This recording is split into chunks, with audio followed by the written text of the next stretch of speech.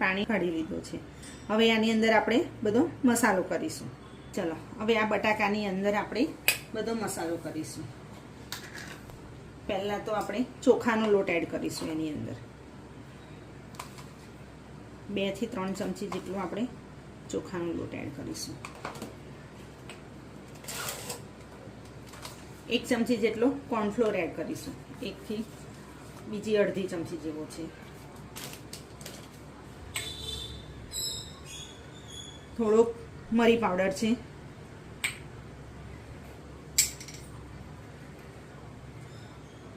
નાની ચમચી જેટલો આમચૂર પાવડર છે।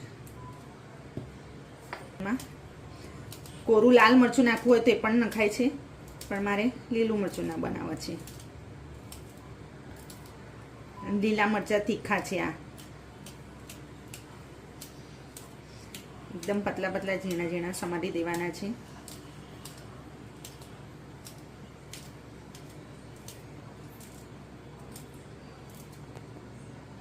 હવે આને બરાબર આપણે હાથેથી મિક્સ કરી દઈશું।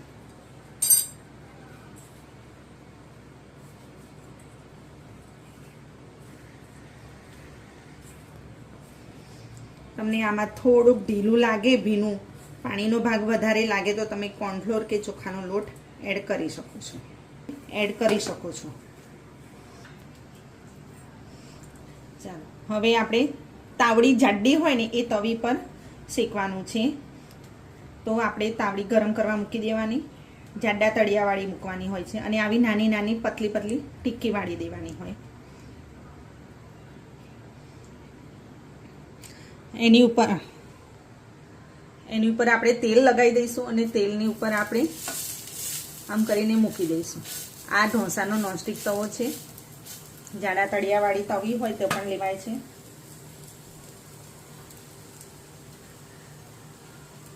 અને આને ધીરા ગેસ પર આપણે શેકાવા દેવાનું છે।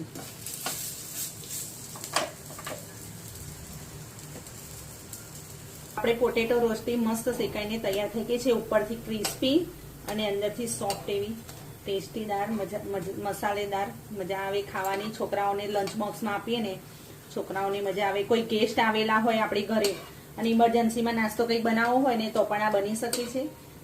મસ્ત ક્રિસ્પી થઈ ગઈ છે, એને આપણે બહાર કાઢી લઈશું। મિત્રો આપણી પોટેટો